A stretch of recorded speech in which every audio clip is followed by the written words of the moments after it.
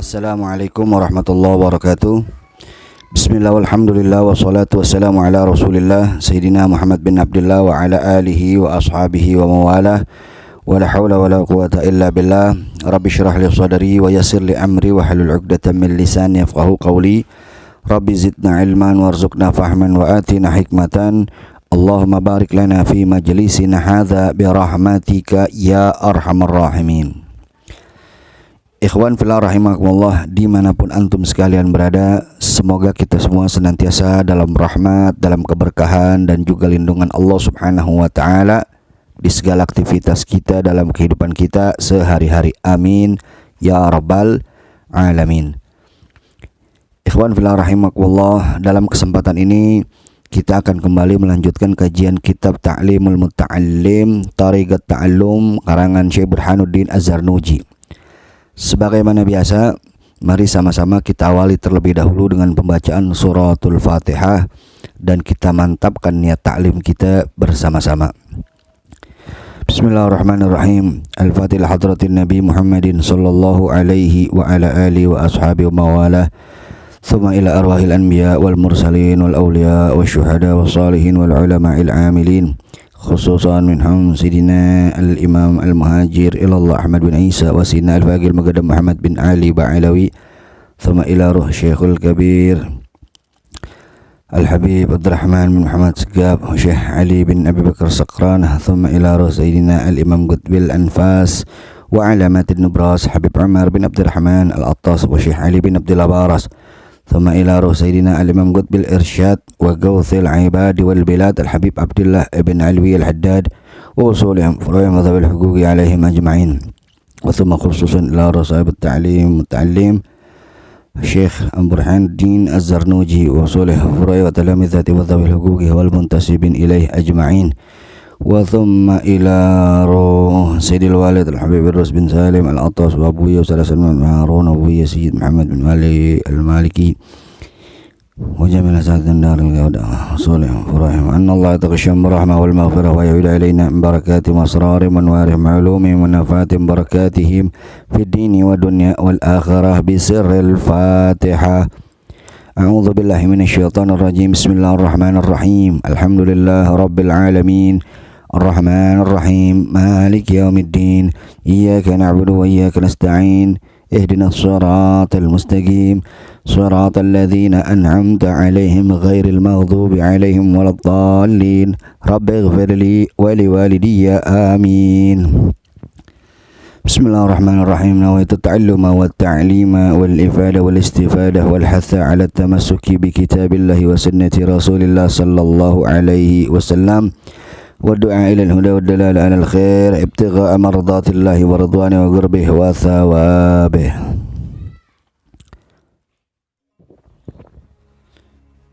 Bismillahirrahmanirrahim. Alhamdulillah wassalatu wassalamu ala rasulillah Sayyidina Muhammad bin Abdullah wa ala alihi wa ashabihi wa mawalah wa la hawla wa la quwata illa billah. Qala al-muallif rahimahullahu ta'ala anhu wa nafa'ana bihi wa bi barakati ulumih fid darain amin ya rabbal alamin.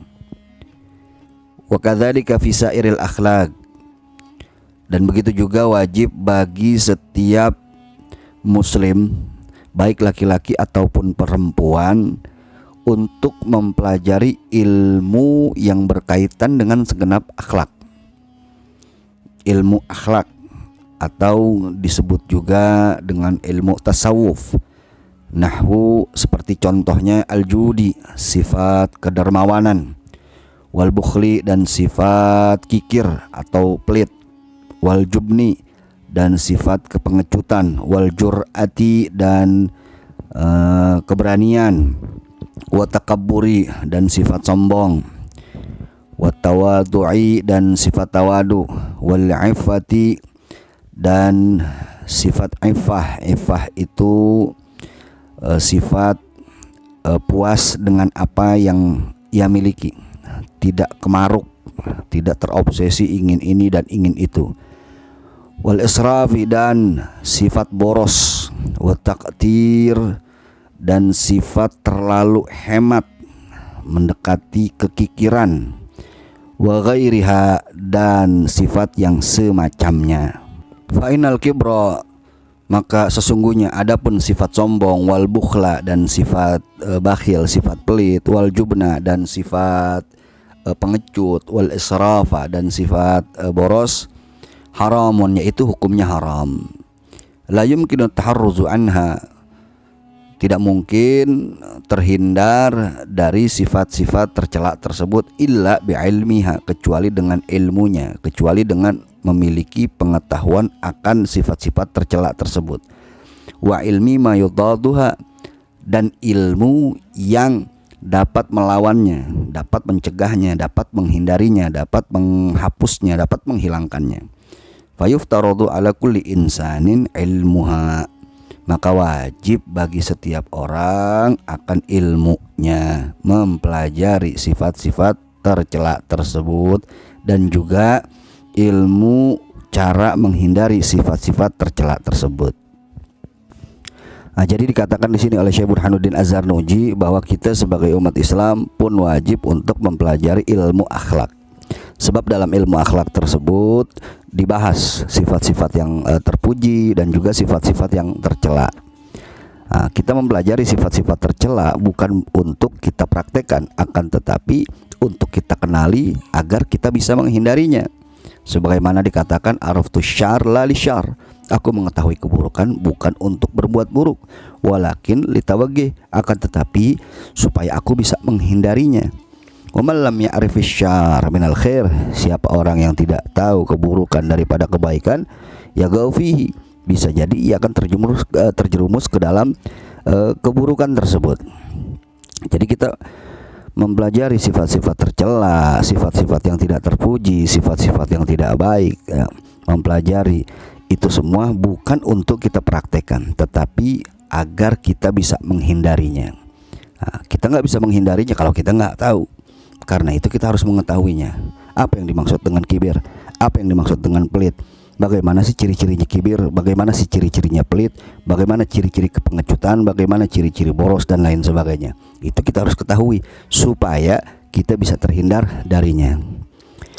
Seperti misalkan ada orang yang beribadah atau ia membantu orang lain. Ia beribadah atau ia membantu orang lain bukan untuk mencari ridha Allah, tapi untuk mencari pujian manusia, supaya disanjung manusia, supaya dibilang orang dermawan, supaya dibilang orang baik dan lain sebagainya. Dia tidak tahu bahwa apa yang ia lakukan tersebut adalah perbuatan yang tercela. Karena ia tidak tahu, maka ia terjerumus dalam perbuatan tercela tersebut. Coba kalau dia tahu, oh yang begini ini nggak bagus. Oh kalau kita beramal ingin dipuji orang, oh ini namanya riya dan ini sifat yang tercela, ini nggak boleh, ini dilarang oleh Allah dan Rasulnya. Nah setelah kita tahu itu, kita pun dianjurkan untuk mencari ilmu cara menghindarinya. Bagaimana cara menghindari sifat riya? Oh kuatkan keyakinan kita, kuatkan keikhlasan kita untuk beramal hanya untuk mencari ridha Allah Subhanahu wa Ta'ala. Berkaitan dengan pentingnya mempelajari ilmu akhlak atau ilmu tasawuf ini, telah dikatakan oleh Imam Malik radhiyallahu an, man tafaqaha wa lam yatasawwaf faqad tafassak. Barang siapa yang mempelajari fikih akan tetapi ia tidak mempelajari ilmu tasawuf, faqad tafassak, maka bisa jadi ia akan menjadi orang fasik. Wa man tasawwafa wa lam yatafaqah faqad tazandak. Dan juga barang siapa yang mempelajari tasawuf akan tetapi ia tidak mempelajari ilmu fikih, maka bisa jadi ia akan menjadi orang zindik. Wa man tafaqaha wa tasawwafa faqad tahaqqaqa. Dan barang siapa yang mempelajari fikih dan juga mempelajari tasawuf sekaligus, faqad tahaqqaqa, dan itulah yang benar, itulah yang tepat. Ketidaktahuan kita akan hal tersebut itu bisa membahayakan kita, bisa membahayakan diri kita. Sebagaimana disampaikan oleh Al-Imam Abdullah bin Alwi Al-Haddad, beliau mengatakan al-jahlu aslu kulli syarrin wa mansya'u kulli dharar. Kebodohan itu, ketidaktahuan itu pangkal dari segala keburukan dan tempat berkembangnya segala mara bahaya. Dan dikatakan pula oleh Syekh Ali bin Abi Bakar As-Sakran radhiyallahu an, al-jahlu narun lidinil mar'i yuhriguhu. Kejahilan itu, kebodohan itu, ketidaktahuan itu ibarat api bagi agama seseorang yang bisa membakarnya. wal ilmu ma'un litilkan nar yutfiha. Dan adapun ilmu ibarat air yang bisa memadamkan api tersebut. Jadi sekali lagi penting bagi kita untuk mempelajari ilmu akhlak tersebut agar dapat menjaga diri kita, menjaga amal kita, agar diri dan amal kita tidak terjerumus dalam kebinasaan. Dan dilanjutkan di sini oleh Syekh Burhanuddin Az-Zarnuji, wa qad sannafa sayyidu al-imamu al-ajalu asy-syahidu Nasiruddin Abul Qasim kitaban fil akhlaq wa ni'ma ma sannafa. Dan telah disusun oleh As-Sayyid Al-Imam Al-Ajal Asy-Syahid Nasiruddin Abul Qasim kitaban, suatu kitab fil akhlaq yang membahas tentang akhlak, wa ni'ma ma sannafa, alangkah indahnya, alangkah bagusnya kitab tersebut. La'ala sawab, yang dimaksud di sini beliau adalah Al-Imam Raghib Al-Asfahani, salah satu ulama yang juga terkenal sebagai ahli tafsir, ahli sastra yang hidup di sekitar tahun 500-an Hijriah. Salah satu karangan beliau yang sampai saat ini masih dikaji, masih dipelajari, di antaranya adalah Mu'jam Mu'fradat li Alfadhil Quran. Dan selain itu beliau juga mengarang kitab Al-Akhlaq yang dimaksud oleh Syekh Burhanuddin Az-Zarnuji di sini, yang membahas tentang hal ihwal yang berkaitan dengan akhlak.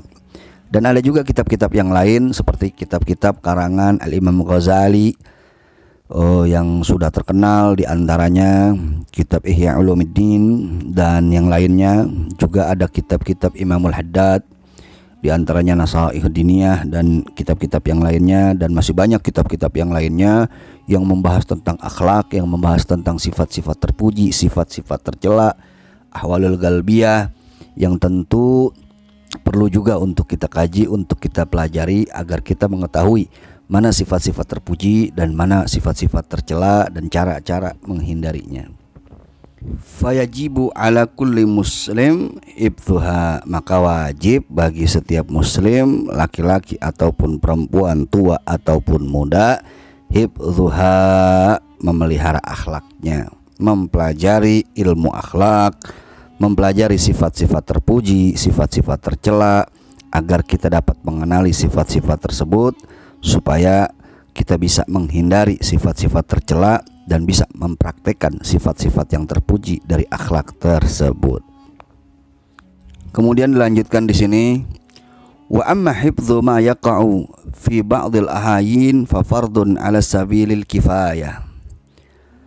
Dan adapun mempelajari ilmu yang dibutuhkan untuk waktu-waktu tertentu, fa fardun 'ala sabilil kifayah, maka hukumnya fardu kifayah. Idza qama bihil ba'du fil baldah sagata 'anil bagin. Jika sudah ada sebagian atau seseorang di suatu daerah yang menguasai ilmu tersebut, sagata 'anil bagin, maka gugurlah kewajiban yang lain. Fa illam yakun fil baldati may yaqumu bihi ishtaraku jami'an fil ma'tham. Akan tetapi jika tidak ada satupun orang yang mampu atau menguasai atau memahami ilmu yang dibutuhkan di situasi dan kondisi tertentu tersebut, ishtaraku jami'an fil ma'tham, maka penduduk daerah tersebut semua bisa berdosa karenanya. Seperti contohnya ilmu faraid, ilmu yang membahas tentang warisan. Nah, jika di suatu daerah sudah ada satu orang yang menguasai tentang ilmu waris tersebut, yang ilmu tersebut dibutuhkan di situasi dan kondisi tertentu, maka yang lain gugur kewajibannya. Akan tetapi jika di daerah tersebut tidak ada sama sekali yang menguasai ilmu tersebut, maka penduduk daerah tersebut seluruhnya bisa berdosa karenanya. Fayajibu 'alal imam ay ya'murahum bidzalika wa yajbiru ahlal baldati 'ala dzalik. Maka wajib bagi pemimpin untuk memerintahkan mereka mempelajari ilmu yang dibutuhkan di situasi dan kondisi tertentu itu.